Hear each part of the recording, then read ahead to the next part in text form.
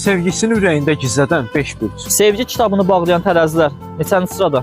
Tərəzilər 3-cü sırada. Tərəzi bürcünün 6-cı hissi çox güclüdür. Ürəyi nə qədər geniş olsa da, o istəmədiyi müddətcə onun həyatına heç kim girə bilməz. Dolçalar bəs? Dolçalar 5-ci sırada. Dolçanın sevgisi səssiz bir dua kimidir.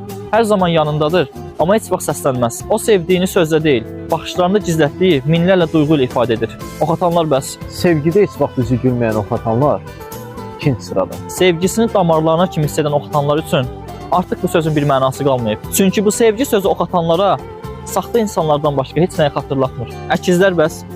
Düzdür, əkizlər 4-cü sırada. Əkizlər bürcü sevgiyə çox sadiq bürclərdəndir.